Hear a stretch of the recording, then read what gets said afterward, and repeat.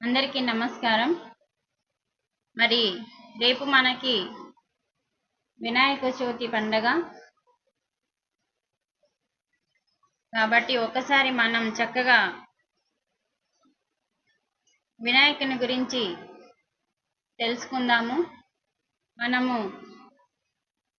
ఇంతకుముందు ఎన్నోసార్లు వినాయక చవితి గురించి చాలా విషయాలు తెలుసుకున్నాము.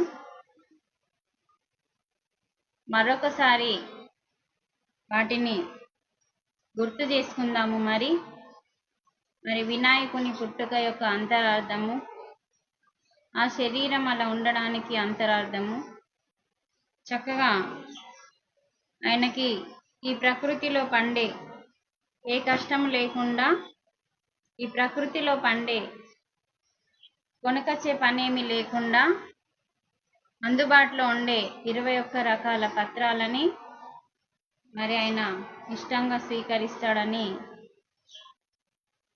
చెప్తూ ఉంటారు. మరి ఇక్కడ మనం ఫస్ట్ వినాయకుని జీవిత చరిత్ర గురించి ఫస్ట్ మనం తెలుసుకుందాము. మరి వినాయక చవితి, వినాయక అంటే విఘ్నాలని తొలగించేవాడు, అంటే విశేషమైన నాయకుడు. విఘ్నాలని తొలగిస్తాడు కాబట్టి విశేషమైన, అంటే విశేషమైన నాయకుడు, అందుకే వినాయకుడు అంటారు. విఘ్నాలని తొలగించేవాడు కాబట్టి, విఘ్నాలు అంటే ఆటంకాలని తొలగించేవాడు అంటే ఏదో విగ్రహంని పూజిస్తే కేవలం మనం ఇట్లా వినాయక చవితి మామూలుగా అందరిలాగా చేస్తే విఘ్నాలు తొలగిపోవు. విఘ్నాలని తొలగించేవాడు అంటే మూలాధారంలో ఉన్న వినాయకుని దగ్గరికి మనం శక్తి, శ్వాస మీద ధ్యాస ద్వారా మనం వెళ్తే ఆ శక్తి మేల్కొని మనకి విఘ్నాలన్నీ తొలగిపోతాయి. మన శక్తి అనేది మూలాధారంలో వినాయకుని స్థానంలో ఉంటుంది కాబట్టి. అందుకని వాటి అర్థము అందరికీ అర్థం కాక మామూలుగా బాహ్య పూజలు చేసి అంతరంగానికి సంబంధించిన జ్ఞానాన్ని మర్చిపోయారు. కాబట్టి మరి మన అంతరంగంలో వినాయకుడు సాక్షాత్తు వినాయకుడే తను మరి మూలాధారంలో ఉన్నాడు. కాబట్టి ఆ మూలాధారంలో ఉన్న వినాయకుడిని మనం ఎప్పుడైతే శ్వాస మీద ధ్యాస ద్వారా వినాయకుని దగ్గరికి వెళ్తామో అప్పుడు మనకి విఘ్నాలు తొలుగుతాయి. అంటే ధ్యానం ద్వారా శరీర శుద్ధి జరుగుతుంది, మానసిక శుద్ధి జరుగుతుంది, మనసు ప్రశాంతత వస్తుంది. మనసుకి ప్రశాంతత వచ్చినప్పుడు, శుద్ధి జరిగినప్పుడు బుద్ధి అనేది వికసిస్తుంది. బుద్ధి వికసించినప్పుడు జ్ఞానం వస్తుంది. దాన్నే మనం ఆత్మ జ్ఞానము అంటాం. చూడండి, మనం ధ్యానం ద్వారా చూడండి ఇన్ని రకాలుగా మనకి విఘ్నాలు అనేటివి తొలుగుతూ ఉంటాయి. విఘ్నాలు అనగానే ఏదో మామూలుగా వినాయక చవితి రోజు కేవలం వినాయకుని ఫోటో పెట్టుకొని ఆయన చెప్పింది అది కాదు. అది ప్రతిరూపం, కానీ ఒరిజినల్ రూపము మనకి మూలాధారంలో మన శరీరంలోనే ఉంది. అటువంటి మన శరీరంలో ప్రాణంతో చైతన్యంతో ఉన్న వినాయకుడిని మనం దర్శించడమే శ్వాస మీద ధ్యాస. అలా మన మూలాధారంలో ఉన్న వినాయకుడిని కలిసినప్పుడు ఏమైతుంది? మన శరీరం లోపలికి నాడీ మండల శుద్ధి జరుగుతుంది. శరీరంలో నాడీ మండల శుద్ధి జరిగినప్పుడు శరీరానికి సంపూర్ణ ఆరోగ్యం వస్తుంది. మనం ఆరోగ్యంగా ఉంటే ఏమవుతుంది? మానసిక ప్రశాంతత వస్తుంది. మానసికంగా మనసు ఉల్లాసంగా ఉన్నప్పుడు బుద్ధి అనేది వికసిస్తుంది. అంటే ఏది రైట్ రాంగ్ అన్న విచక్షణ జ్ఞానానికి వస్తాము. బుద్ధి వికసించినప్పుడు జ్ఞానం వస్తుంది. కాబట్టి అదే మనకి నిజమైన విఘ్నాలని తొలగించే విశేషమైన పూజ, అదే వినాయక పూజ. అందుకనే వినాయకుడు అంటే అంటే విశేషమైన, నాయకుడు అంటే వాటిని తొలగించేవాడు. అలా విఘ్నాలని తొలగించే వినాయకుడు. మరి మనకి చవితి అంటే తుర్య స్థితి, అంటే మనకి చవితి అంటే 4వ స్థితి సమాధి స్థితి అంటారండి. చవితి అంటే సమాధి స్థితి అంటే మనకి 4 స్థితులు ఉంటాయి ధ్యానంలో. అది పెద్ద సబ్జెక్ట్ కాబట్టి చవితి చెప్పాలి కాబట్టి చెప్తున్నాను. మనకి సమాధి స్థితి అంటే ప్రశ్నలు అంటే మన లోపలనే సమాధానాలు దొరికే స్థితి. ఇప్పుడు మొన్న మీరు 21 రోజు దీక్షలాగా చేయడం జరిగింది. అక్కడ మీకు కొన్ని సమాధానాలు దొరికినాయని మీరు చెప్పిండ్రు. అంటే ఎవరినో అడగాల్సిన అవసరం లేదు. మనం ధ్యాన స్థితిలోకి వెళ్ళినప్పుడు మనము మనస్సుని శూన్యం చేసినప్పుడు ఫస్ట్ మనసు చంచలం ఉంటుంది, శ్వాస మీద ధ్యాస ద్వారా నిశ్చలమవుతుంది. ఇంకా సాధన కంటిన్యూ చేస్తే నిశ్చలమైన మనస్సు నిర్మలమవుతుంది. ఇంకా కంటిన్యూ చేస్తే నిర్మలమైన మన శ్వాస శూన్యమవుతుంది. మనసు ఎప్పుడైతే శూన్యమవుతుందో బుద్ధి తర్వాత వికసిస్తుంది. బుద్ధి వికసించినప్పుడు మనము సమాధి స్థితిలోకి అంటే ధ్యాన స్థితిలోకి, ధ్యానం పూర్తిగా మనము శరీర స్థితి ఉండదు, మనస్సు స్థితి ఉండదు, బుద్ధి స్థితి ఉండదు. ఈ 3 స్థితులను దాటిన స్థితే తురియ స్థితి అంటే సమాధి స్థితి. ఆ స్థితిలో దానిని మనం చవితి అంటాం. చూడండి, చవితి అంటే ఎంత అంతరార్థం ఉంది. మనం దాని గురించి ఏమి పట్టించుకోకుండా వినాయక చవితి అనుకుంటా ఏవో కెమికల్ విగ్రహాలను పెట్టి మనం పూజిస్తున్నాము. పూజించిన దాన్ని చక్కగా తాగే నీళ్ళల్లో, పక్షులు తాగే నీళ్లు, మనం తాగే నీళ్ళల్లో మనం విష పదార్థాలను వేయడం వల్ల పాప కర్మ అంటుతుంది. అంటే వినాయక చవితి వల్ల మనం జ్ఞానం తెలుసుకొని విఘ్నాలని తొలగించుకోవాల్సిన మనము విఘ్నాలను పెంచుకుంటున్నాము, పాపాలని చేసుకుంటున్నాము, పాపకర్మలు చేసుకొని మళ్ళీ పాపాత్మలం అవుతున్నాము. వినాయక చవితి అంటే మనం ఎలా చేయాలి చక్కగా మనం తెలుసుకోవాలి. మీరు ధ్యానం చేయని వాళ్ళు మట్టి విగ్రహాన్ని చేసుకొని, గరక అంటే ఎంతో ఇష్టమైన, మరి గరక అంటే అగ్నిని తొలగించేది, చల్లదనాన్ని ఇచ్చేది కాబట్టి మరి ఆ గరక ఎన్నో 21 పత్రాలని సమర్పించినా సమర్పించకపోయినా నీ మనస్సుని నీ హృదయాన్ని సమర్పిస్తే ఆ వినాయకుడు చక్కగా విఘ్నాలని తొలగిస్తాడు. మనస్సుని సమర్పించడం అంటేనే ధ్యానం. మనస్సు ఎక్కడ పూజలో మనం పూజ చేసేటప్పుడు మనసు ఎప్పుడు స్థిరంగా పూజలో ఉండదు. మీరు గమనించండి, ఎవరు పూజ చేసినా మనసు చంచలం కాబట్టి పరిగెత్తుతుంది. ఆ పూజలో అసలు స్థితం కాదు. అదే ధ్యానంలో మాత్రమే మనస్సుని స్థిరం చేయగలము. చంచలమైన మనస్సుని స్థిరం చేయగలము. స్థిరమైన మనస్సుని చక్కగా మనం శుద్ధి చేయగలము. శుద్ధి అయిన మనస్సుని మనం చక్కగా శూన్యం చేయగలము. అలా శూన్యం చేయడం ద్వారానే బుద్ధి వికసించినప్పుడు జ్ఞానం అనేది వస్తుంది. కాబట్టి ఆ జ్ఞానం ద్వారానే మనకి సమాధి స్థితి వస్తుంది. అదే చవితి. ఇలా మనము వినాయక చవితి రోజు మీరు విగ్రహం పెట్టుకుంటారా, ఫోటో పెట్టుకుంటారా పెట్టుకోవచ్చు, దీపం పెట్టుకుంటారా పెట్టుకోవచ్చు, ఏమన్నా చేయొచ్చు, కానీ ధ్యానం మాత్రం కంపల్సరీ చేయాలి. ఆ రోజు వినాయకుడు చైతన్యంతో మూలాధారంలో ఉన్న వినాయకుని దగ్గరికి మనం తప్పకుండా వెళ్ళి మన యొక్క ఆటంకాలని, మన యొక్క బాధలని, మన యొక్క కష్టాలని, మన విఘ్నాలని, ఇవన్నీ విఘ్నాలే, వాటిని తొలగించుకునే ఏకైక మార్గము ధ్యానమే. కాబట్టి మరి వినాయకుడు వచ్చి చేతులతోని తీసేయలేడు. ఆయన మనకు ఆ జ్ఞానం ఇచ్చిండు ఎలా తీసేసుకోవాలి. అది నా దగ్గరికి రండి అంటున్నాడు వినాయకుడు. నా దగ్గరికి రండి, నా చవితి చేయండి అంటే, చవితి అంటే చూడండి సమాధి స్థితికి, ధ్యానంలో మాత్రమే సమాధి స్థితి వస్తుంది, పూజలో రాదు కదా. అక్కడ మనసే చంచలం ఉంటుంది.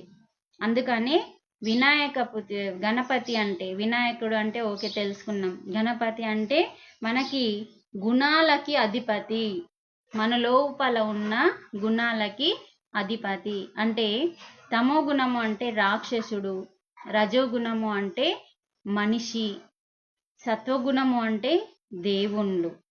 అందుకనే ఈ 3 గుణాల స్థితిని దాటాలి అంటే పరమాత్మ ఒక్కడే. దేవుళ్ళు అంటే ఇప్పుడు మనం 33 కోట్ల దేవతలు అంటాం కదా, ఇప్పుడు మనం పూజించే దేవతలందరూ వాళ్ళు కూడా సత్వగుణంలో ఉంటారు.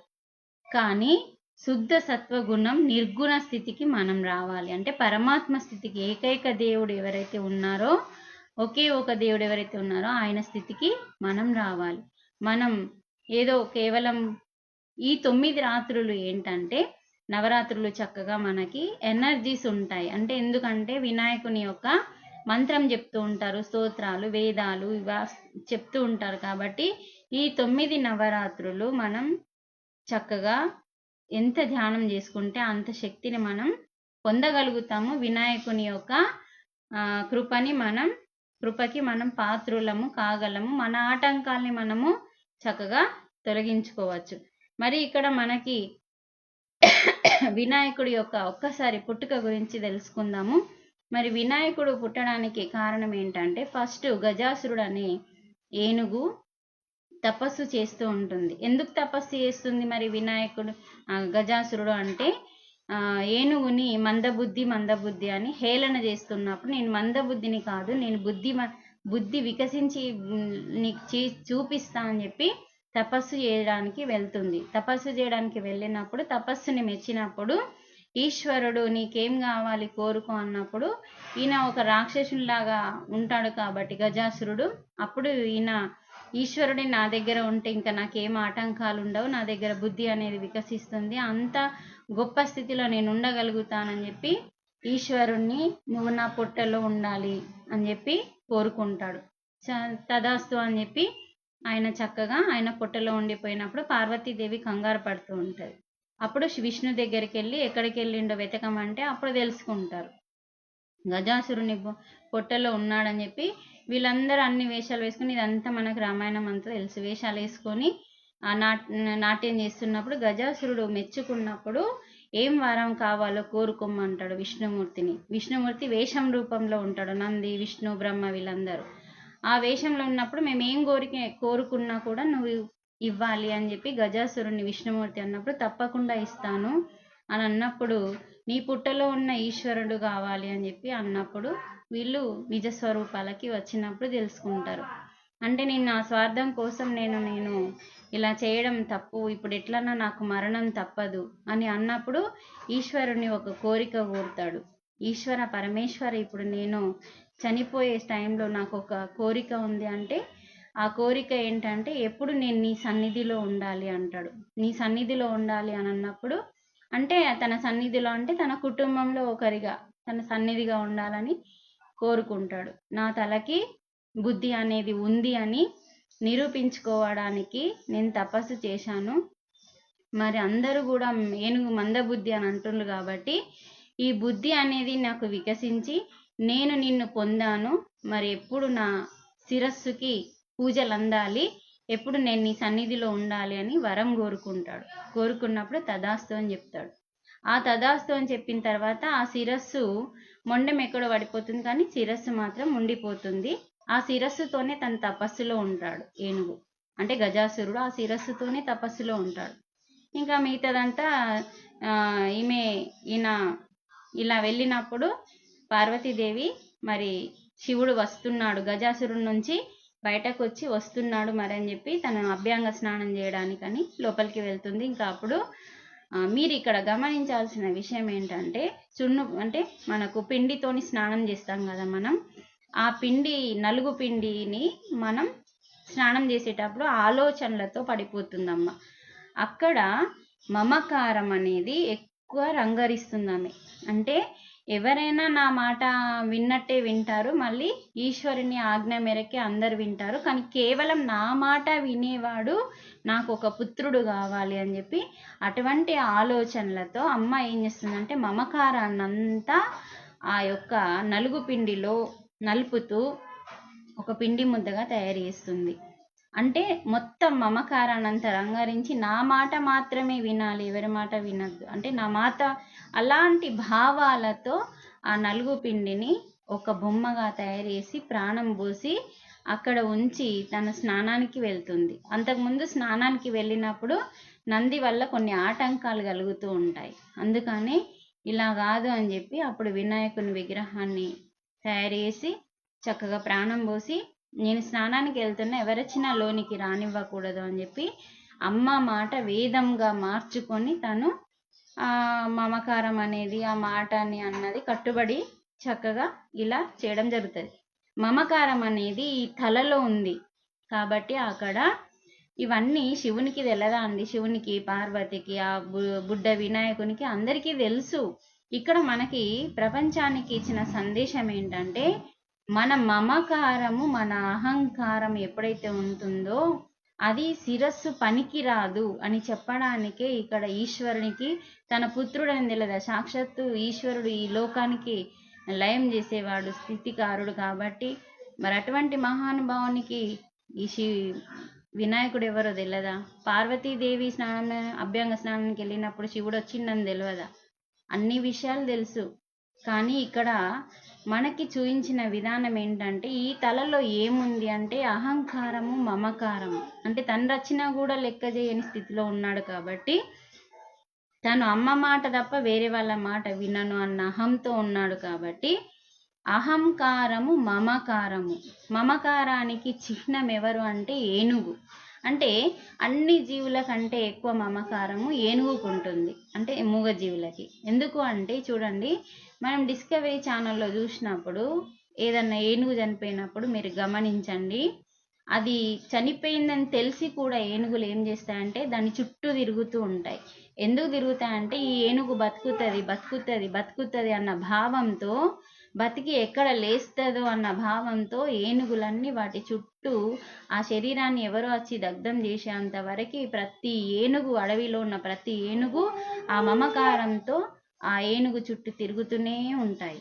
అంటే అన్ని జీవుల కంటే ఎక్కువ మమకారము ఏనుగుకు ఉంటుంది కాబట్టి, ఆ ఏనుగు శిరస్సులో ఉంటుంది కాబట్టి ఇక్కడ ఈ అమ్మ ఇచ్చిన మమకారాన్ని ఈ బాలుడు పెంచుకున్న అహంకారము పనికి రాదు అని చెప్పి అప్పుడు ఆ తలని, శిరస్సుని ఖండించడం జరుగుతుంది. ఆ శిరస్సుని ఖండించిన తర్వాత ఇక్కడ శివుడు ఈ గజాసురుడికి ఇచ్చిన వరం ఏదైతే ఉందో ఆ వరం నెరవేర్చడం కోసం ఈ అహంకారము, మమకారము ఉన్న శిరస్సుని ఖండించి ఇక్కడ అమ్మ మమకారము అనేది ఎక్కువ అనేది ఉండకూడదు అన్న ఉద్దేశంతో, అందుకనే గురువులు ఏం చెప్తారంటే తల్లి ప్రేమ హద్దులు దాటద్దు, అంటే పిల్లలని చదివించడానికి, సన్మార్గంలో పెట్టడానికి కొంచెం దండించాలి కానీ మరీ గారాబం చేయకూడదు. గారాబం అంటేనే ఎక్కువ మమకారం. ఏ చిన్న డ్యామేజ్ అయినా ఆ తల్లి తట్టుకోలేదు ఆ బిడ్డకి, అది మమకారం. ఆ మమకారం వల్ల ఏమవుతుందంటే డ్యామేజ్ అవుతుంది ప్రతి ఒక్కరికి. అందుకని సద్గురువులు ఏం చెప్తారంటే ఎవరికైనా సరే మమకారము, అహంకారం అనేది మితిమీరిపోయినప్పుడు ప్రమాదాలు జరుగుతాయని చెప్పి ఇక్కడ మనకి వినాయకుని జీవిత చరిత్రలో తెలుస్తుంది. అది ఎక్కువైపోయింది కాబట్టి ఆ తలని తీసేసి మమకారానికి చిహ్నమైన వినాయకుని తలని, అంటే గజాసురుని తలని అక్కడ తల్లిది మమకారం ఉండాలన్న చిహ్నం కొరకు మాత్రమే అక్కడ మనకి ఆయన వినాయకుని యొక్క గజాసురుని యొక్క తలని మరి చక్కగా పెట్టడము. మరి ఆ తొండాన్ని గమనించండి, ఇలా మనకి కుండలిని శక్తి లాగా ఉంటుంది. అంటే నాగుంబాములాగా వంకలు వంకలుగా వక్రతుండ మహాకాయ అంటాం కదా. వక్రతుండ అంటే వంకలు తిరిగిన తొండం. మళ్ళా లేకుంటే ఈ ప్రపంచాన్ని అంతటిని కూడా కాపాడే, అంటే మనకి సమాజాన్ని ఉద్ధరించేవాడు కూడా వస్తుంది పదం. అంటే వక్రతుండ అంటే వంకలు తిరిగిన తొండము ఒకటి వస్తుంది, ఈ సమాజాన్ని ఉద్ధరించేవాడు వక్రతుండ అని కూడా మనకి అర్థం వస్తుంది. అంటే ఇక్కడ మనకి అలా ఆ యొక్క తొండంని గమనించండి, నాభి వరకే ఉంటుంది, మీరు చక్కగా గమనిస్తే తెలుస్తుంది. అంటే అది ముక్కే కదా, మొత్తం తొండం అంటే మొత్తం ముక్కే, అందులో నుంచే కదా ఆయన మొత్తం నోరు ముక్కు కలిసి ఉంటుంది. అంటే ఇక్కడ మనకి నోటిని ముక్కుని మనం ఏకం చేయమని చెప్తున్నాడు మనకు వినాయకుడు. ఇక్కడ నుంచి మొదలైతే నాభి వరకు ఉంటుంది. అంటే మన శ్వాస కూడా అలా వస్తూ పోతే ఇక్కడి వరకు వస్తూ పోతుంది. చూడండి వినాయకుని యొక్క తొండము మనకి ఏం చెప్తుందంటే ఇలా వస్తూ పోతున్న శ్వాస నీ నాభి వరకు వస్తుంది, అలా వస్తూ పోతున్న శ్వాస మీద ధ్యాస పెట్టడమే వక్రతుండ అని చక్కగా మనకు వివరించిండు. ఆ కండ్లని గమనించండి, సూక్ష్మంగా ఉంటాయి, అంటే చిన్నగా ఉంటాయి. అంటే దూరదృష్టిని గ్రహించే శక్తి ఆ కండ్లకి, ఆ సూక్ష్మమైన కండ్లకి. ఇప్పుడు అడవిలో ఉండే ఏనుగు పెద్ద శరీరం ఉంటుంది, కానీ ఆ ఏనుగుకు ఆ కంటి వెనకాల ఒక చీమ కనబడ్డా కూడా పెద్దగా కనిపిస్తుంది, ఒక చిన్న కట్టె కూడా పెద్దగా కనిపిస్తుంది. అంటే ఈ అడవిలో ప్రతిదీ కూడా పెద్దదిగా ఉంది అని చెప్పడానికే, అంటే ఆ ఏనుగుకు సూక్ష్మ కళ్ళు ఇవ్వడానికి ఇంత పెద్ద శరీరం నేనే అందరినీ చంపేయచ్చు అన్న భావన కలగకుండా ఉండడానికి ఆ సూక్ష్మమైన కంటి వెనకాల ప్రతి జీవి పెద్దదిగా కనిపించేలాగా ఏనుగుని సృష్టించడం జరిగింది. అలాంటి సూక్ష్మమైన కంటి వెనకాల దూరదృష్టి అంటే మనకి ఏం జరగబోతుందో కూడా చూసుకునే శక్తి ఆ కంటికి ఉంది. అందుకే చాలా చిన్నని కళ్ళు ఇచ్చిండు, చాలా పెద్దని చెవులు ఇచ్చిండు. చెవులు అంత పెద్దగా ఇవ్వడానికి మనం ఎంత వింటే అంత మంచిది. ఎప్పుడు మనం ఎక్కడికి వెళ్ళినా ముందు మాట్లాడకుండా వినడానికి ప్రయత్నం చేయాలి. మనం ఏం చేస్తున్నామంటే ఎవరన్నా మాట్లాడుతున్నప్పుడు ఆ నోరులో నోరు పెట్టేస్తాం. ఆ ఎదుటి వాళ్ళు మాట్లాడేది పూర్తి కూడా కాదు, మనం మాట్లాడతాం. అలా కావద్దు, అలా ఉండకూడదని చెప్పి ఫస్ట్ మనం అంత పెద్ద చెవులతోని, చాట చెవులతోని మనం వినాలి, 2 చెవులతోని ఎక్కువగా వినాలి అని అలా చెప్పడం జరుగుతుంది. మరి ఆ నోరుని కట్టేయమని, శ్వాసని గమనించమని ఆ తొండం యొక్క అర్థం. మరి ఆ పొట్టని చూడండి, బాణ పొట్ట, పెద్దని పొట్ట ఎందుకు ఉంటుందంటే మనకి కొన్ని రహస్యాలు కొందరి ద్వారా తెలుస్తూ ఉంటాయి. అంటే అమ్మలక్కల మాటలు కానీ, అక్కడి వాళ్ళు ఇక్కడ, ఇక్కడ వాళ్ళు అక్కడ మాటలు మనం చెప్పకుండా ఉండాలి అంటే అంత పెద్ద పుట్టలో ఎటువంటి రహస్యాలు ఉన్నా కూడా నువ్వు దాచుకోవాలి, కానీ బయట పెట్టి వాళ్ళ విషయాలు వీళ్ళకి, వీళ్ళ విషయాలు వాళ్ళకి చేరవేయకూడదు అని నీ పొట్టని బాణ పొట్టగా చేసుకొని రహస్యాలను అందులోనే దాచుకోవాలి. కానీ ఆ దాచుకున్న రహస్యాల వల్ల నీకు ఆటంకాలు, ఎదుటి వాళ్ళకి ఆటంకాలు రాకుండా చూసుకోవాలి. అందుకే ఆ బాణ పొట్ట చూడండి, ఎంత శరీరం యొక్క అంతరార్థము ఎంత అద్భుతంగా మనకు ఇక్కడ ఇవ్వడం జరిగిందో చూడండి. మరి ఇక్కడ మనకి సిద్ధి బుద్ధి భార్యలు అంటారు. అంటే మీరు గమనించండి, బుద్ధి భార్య, సిద్ధి భార్య అంటే, భార్య అంటే ఏంటిదండి, భర్తకి మమేకం అవ్వడమే కదా. అంటే బుద్ధిని వశం చేసుకోవడం. బుద్ధి అంటే అసలు వినాయకునికి పెళ్లి లేదు, పిల్లలు లేరు, భార్య లేదు, ఆయన ఒక బ్రహ్మచారి. బుద్ధి సిద్ధి అంటే ఏంటంటే అందరికంటే ఇప్పుడు ఈయన గజాసురుడికి బుద్ధి లేదు, ఏనుగుకు బుద్ధి లేదు, మందబుద్ధి అని ఎప్పుడైతే అంటారో అది కాదు అని నిరూపించడానికి ఆయన కఠిన తపస్సు చేస్తారు కదా గజాసురుడు. అంటే నేను బుద్ధి ఉన్నవాడినని చెప్పడానికే అలా బుద్ధిని వికసింపజేసుకొని తను శివుని ఆజ్ఞ మేరకి శివుని కుటుంబంలో ఉండేలాగా చేసుకున్నాడు బుద్ధిమంతుడు. అలా బుద్ధి ఉన్నది అన్నట్టు, బుద్ధి ఉంటే సిద్ధి అనేది వస్తుంది. అంటే చూడండి, వినాయకుడు ఏం చేసినా కూడా ఆలోచించి చేస్తాడు కానీ తొందరపడి చేయడు. అదే మనం కార్తికేయుని గమనించండి, సుబ్రహ్మణ్య స్వామిని తొందరపడుతూ ఉంటాడు. యుద్ధానికి కానీ దేనికన్నా కానీ వెళ్ళాలి, చేసేయాలి అనుకుంటాడు. ప్రతి క్షణము ఆ వినాయకుడు కార్తికేయుని ఆపుతూనే ఉంటాడు. ఇక్కడ మనకు తెలుసుకోవాల్సిన విషయం ఏంటంటే తన సూక్ష్మ జ్ఞానంతో, సూక్ష్మ బుద్ధితో తను ఫస్ట్ ఆలోచించి చక్కటి నిర్ణయం తీసుకున్న తర్వాత అప్పుడు ఆయన విఘ్నాలని తొలగించేలాగా అన్ని విజయాలని సాధిస్తాడు ఏ పనిలోనన్నా. అందుకే కదా కామ క్రోధ లోభ మోహ మదమాశ్చర్యాలని రాక్షసులని వధించడానికే అతను ఫస్ట్ జన్మ తీసుకుంటాడు. ఇలాంటి కామ క్రోధ లోభ మోహ మదమాశ్చర్యాలన్నింటినీ ఒక కామము అనే రాక్షసుని మాత్రము ఆంక్షలు పెడుతూ ఉంటాడు. రహస్య అంగాల దగ్గర ప్రతి పురుషుడు స్త్రీ యొక్క రహస్య అంగాలు ఎక్కడ ఉన్నాయో అక్కడ మట్టుకే నువ్వు ఉంటే బతికిపోతావు. అలా ఉంటే తప్ప, అలా ఉండడం వల్లనే నువ్వు బ్రతుకుతావు, లేకుంటే నీకు కూడా మరణం తథ్యమని చెప్తూ ఉంటాడు వినాయకుడు. అంటే ఈ మన లోపలున్న కామక్రోధ లోభ మోహ మదమాశ్చర్యాలనే ఆటంకాలని ఎప్పుడైతే తప్పిస్తాడో ఆ ఆటంకాలని తప్పించడమే బుద్ధి. ఆ బుద్ధి ఎప్పుడైతే వాడుకుంటాడో అప్పుడు వాళ్ళకి సిద్ధులు వస్తాయి. అంతేకాని మనకి బుద్ధిని ఉపయోగించుకున్నప్పుడు సిద్ధులు వచ్చినప్పుడు మనకి శుభం జరుగుతుంది, లాభాలు వస్తాయి. కాబట్టి శుభ లాభాలు పుత్రులుగా సినిమాలలో చూపిస్తారు. సిద్ధికి బుద్ధికి పుట్టిన పుత్రులు శుభము లాభము అని అలా సినిమాలలో చూపిస్తారు. కానీ ఇక్కడ మనకేంటంటే బుద్ధి వికసించిన ప్రతి ఒక్కరికి ఆయన మనకిస్తున్న అద్భుతమైన జ్ఞానం. మనకి బుద్ధి వికసించకనే కదా, అంటే విచక్షణ జ్ఞానము అనేది లేకనే మనం పాపకర్మలు చేసి ఆ పాపకర్మలను అందించుకొని రోగాల పాలై మనశ్శాంతిని కోల్పోయి మనం దుఃఖంలో జీవిస్తున్నాము.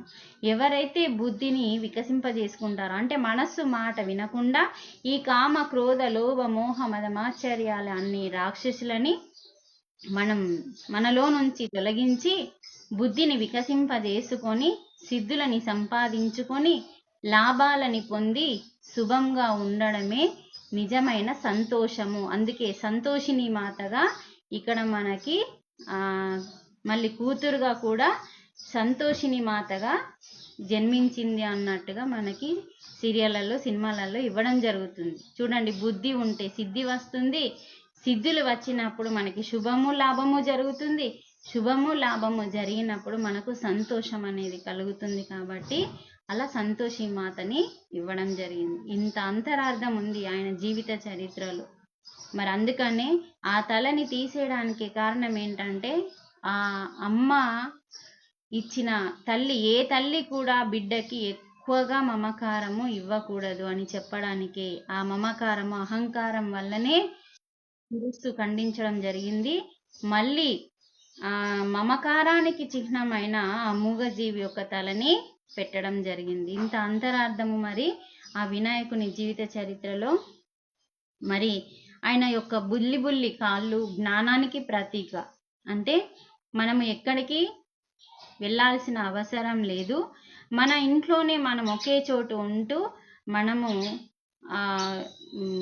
మన యొక్క బుద్ధిని సిద్ధిని పెంచుకోవడానికి ఎక్కడికి వెళ్ళాల్సిన అవసరం లేదు అని ఆ యొక్క చిట్టి పొట్టి కాళ్ళని చూపిస్తారు వినాయకునికి. అది జ్ఞానానికి ప్రతీకగా మరి ఇవ్వడం జరిగింది. ఒక 5 నిమిషాలు టైం ఉన్నట్టుంది, దాన్ని తీసుకుందాము. అది మరి ఇక్కడ మనకి ఒక్కసారి భూ ప్రదక్షిణ గురించి కూడా తెలుసుకుందాము. మరి వినాయకుడు పుట్టిన తర్వాత ఆయన చిన్నగా ఉంటాడు. మరి ఎలుక అంటే ఏంటిదంటే ఎరుక. ఎలుక మీరు గమనించండి, ఏ మన ప్రతి దేవుని యొక్క వాహనాలు ఇంట్లోకి రావు. గమనించండి, పులి కానీ ఆవు మన ఎద్దు కానీ ఇంటి లోపలికి మన ఇంటి లోపలికి రావు. మేక కానీ సింహం కానీ ఇంకేమో మొసళ్ళు ఇలాంటి ఎన్నో వాహనాలుగా దేవుళ్ళకి జంతువులు వాహనాలుగా ఉన్నాయి. ఏ జీవి కూడా మన ఇంటిలోకి రాదు, కానీ ఒక ఎలుక మాత్రం మన ఇంటిలోకి వస్తుంది. అంటే నువ్వు ఎరుకలో ఉండాలి. ఎలుక అంటే ఎరుక అని అర్థం. ఇది మనం గ్రహించాలి. అది ఎలుక అంటే మన ఇంటిలోకి వస్తుంది అంటే మన అంతరంగంలో. ఇల్లు అంటే ఇప్పుడు ఆ బయట ఉన్న ఎలుక మన ఇంటిలోకి వస్తే మనం చూసు అని వెళ్ళగొడతాం. ఆ ఎలుక అంటే ఏంటిది? ఎరుక అంటే నీ అంతరంగంలో. ఇది నీ ఒరిజినల్ ఇల్లు. నీ ఇంటిలో ఎరుకలో ఉండు నువ్వు. అంటే విచక్షణ జ్ఞానంతో ఎరుకలో ఉండి ఏం మాట్లాడుతున్నావు, ఏం మాట్లాడకూడదు, ఏం తినాలి, ఏం తినకూడదు, ఎప్పుడు పడుకోవాలి, ఎప్పుడు సాధన చేయాలి, ఎప్పుడు నువ్వు మాట్లాడాలి, ఎప్పుడు మాట్లాడకూడదు, ఏం తినాలి, ఇదంతా ఎరుకతో ఉండు. ఎలుక అంటే ఎరుక. చూడండి, అంత చిన్న వాహనాన్ని ఆయన ఎందుకు ఎంచుకున్నాడు? అసలు ఆ వాహనం మీద ఆయన ఎక్కడికన్నా వెళ్ళగలుగుతాడా? అలాంటి వాహనాన్ని ఎంచుకోవడానికి కారణం ప్రతి మనిషి ఎరుకతో జీవించాలి. తన అంతరంగంలో ఈ ఇంటి లోపలికి ఎలా ఎలుక వస్తుందో ఏ జీవి ఏ ఇంటిలోకి రాదండి. అన్ని జీవులు దేవుళ్ళకి వాహనాలే, కానీ ఏ వాహనం కూడా ఇంటి లోపలికి రావు. ఒక ఎలుక మాత్రమే వస్తుంది. కానీ మన అంతరంగంలో ఎలుక అంటే ఎరుక. ఇది మన ఒరిజినల్ ఇల్లు.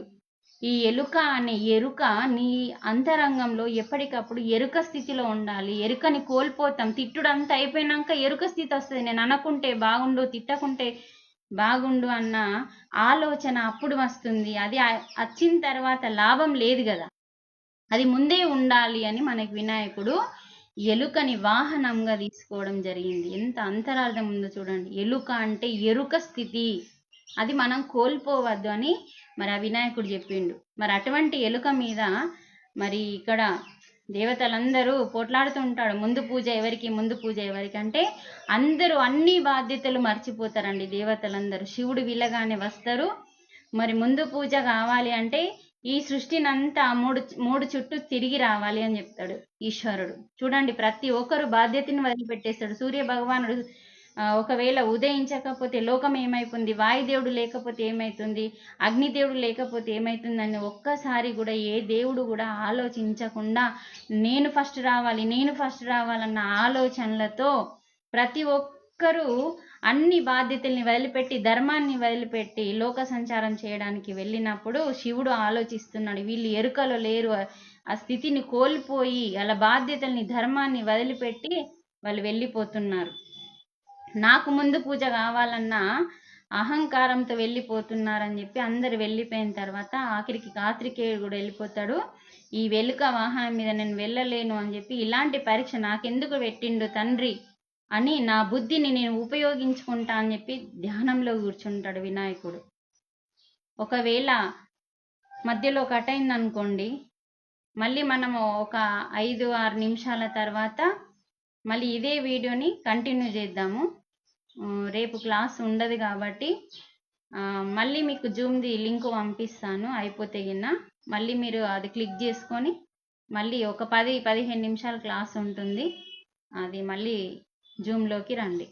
అయితే ఇలా మనకి వినాయకుని యొక్క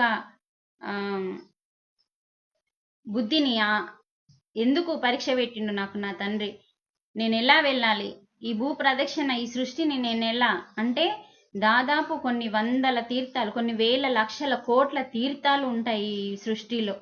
అవన్నీ తీర్థయాత్రలన్నీ తిరిగి భూమి చుట్టూ 3 చుట్లు తిరిగి రావాలి అంటే నా వాహనంతో నేను ఎలా వెళ్ళాలి, పరీక్ష ఏంటి అని చెప్పి ధ్యానంలో కూర్చుంటే ఆయన బుద్ధి వికసిస్తుంది కాబట్టి, బుద్ధి వికసించి ఉంటుంది కాబట్టి అప్పుడు తెలుసుకుంటాడు. ఒకసారి తల్లిదండ్రులు చెప్తూ ఉంటారు, తల్లి అంటేనే నీ తల్లి ఆది పరాశక్తి అని చెప్తాడు. నీ తల్లి పార్వతే ఒక ఆది పరాశక్తి, ఈ సృష్టిని నడిపే శక్తే నీ తల్లి. తల్లి అయితే భూమి అయితే తండ్రి ఆకాశము, అంటే భూమి ఆకాశము నీ తల్లిదండ్రులు. మరి లయం చేసేది, ఈ సృష్టిని లయం చేసి నడిపించేది మరి నీ తండ్రి అని చెప్పి ఒకసారి ఈశ్వరుడు తనకి జ్ఞానబోధ చేసినప్పుడు అది గుర్తుకొస్తుంది. అప్పుడు గుర్తుకొచ్చి అప్పుడు తెలుసుకుంటాడు, ఓహో నా తల్లిదండ్రులే ఈ సృష్టికి మూలము అని చెప్పి, ఈ సృష్టిని నేను చుట్టి రావాలి అంటే నా తల్లిదండ్రులే, ఈ సృష్టికి కారకులైన తల్లిదండ్రుల చుట్టూ తిరిగితే సరిపోతుందని చెప్పి ఆ యొక్క బుద్ధితోని అప్పుడు ఆ వినాయకుడు ఆ పార్వతీ పరమేశ్వరులు ఇద్దరిని పిలిచి వాళ్ళ ఆశీర్వాదం తీసుకొని వాళ్ళని కూర్చోబెట్టి వాళ్ళకి పూజ చేసి శివపార్వతుల చుట్టూ 3 చుట్లు తిరుగుతూ ఉన్న కొద్దీ ఎప్పుడైతే తిరగడం స్టార్ట్ చేసిండో సృష్టిలో అన్ని దేవతల కంటే ముందు ఈయన కనిపిస్తున్నాడు వాళ్ళకి. వినాయకుడు అసలు ఎలా వచ్చిండు, ఎలక మీద ఎలా వచ్చిండు, ఎలా రాగలుగుతాడని దేవతలందరూ సతమతం అవుతూ ఉన్నారు. కానీ సృష్టిలో ముందు కనిపిస్తుంది వినాయకుడు. ఇక్కడ సృష్టికి కారణమైన తల్లిదండ్రుల దగ్గర ప్రదక్షిణ చేస్తున్నాడు కాబట్టి, అంటే మన దేశానికి, మన ప్రపంచానికి, మన మనుషులకి ఇస్తున్న సందేశం ఏంటంటే బయట ఎన్ని తీర్థయాత్రలు తిరిగినా ఎక్కడికో వెళ్ళి సేవ చేయాల్సిన అవసరం లేదు, ఎక్కడికో తీర్థయాత్రలు వెళ్ళాల్సిన అవసరం లేదు. ఆ తీర్థయాత్రల యొక్క తిరిగిన పుణ్యమంతా నీ తల్లిదండ్రులకు సేవ చేస్తే వస్తుంది అని వినాయకుడు మనకి ఆయన యొక్క భూ ప్రదక్షిణ యొక్క చుట్టూ తిరగడం వల్ల ఇచ్చిన జ్ఞానము మనం మర్చిపోయినాం. అంటే తల్లిదండ్రులని వృద్ధాశ్రమంలో పెట్టమని చెప్పలేడు వినాయకుడు, తల్లిదండ్రులని గౌరవించి వాళ్ళకి సేవ చేసి ఎప్పుడైతే మనం తరిస్తామో ఆ తీర్థయాత్రలు తిరిగిన పుణ్యం ఎంతైతే వస్తుందో అంత నీ తల్లిదండ్రులకి సేవ చేయడం ద్వారా వస్తుంది అని చక్కగా మనకి మానవ జన్మకి ఇచ్చిన జ్ఞానం. ఇలాంటి జ్ఞానాన్ని మనం ఎలా మర్చిపోతామన్నది ఎంత తెలుసుకోవాలి. వినాయక చవితి రోజు ఇలాంటి జ్ఞానాన్ని మనం పంచాలి 10 మందికి. వినాయక చవితి అంటే చూడండి, మరి విఘ్నాలను తొలగించేవాడు, విశేషమైన నాయకుడు, గుణాలకి అధిపతి అయిన మరి అలాంటి వాడు ఏం చెప్తున్నాడంటే తురియ స్థితిని పొందు, సమాధి స్థితిలోకి రావడమే చవితి అంటున్నాడు. ఇంత అంతరార్థం ఉంది మరి వినాయక చవితి మరి సంబంధించి ఇంకా ఎంతో ఉంది తెలుసుకోవడానికి.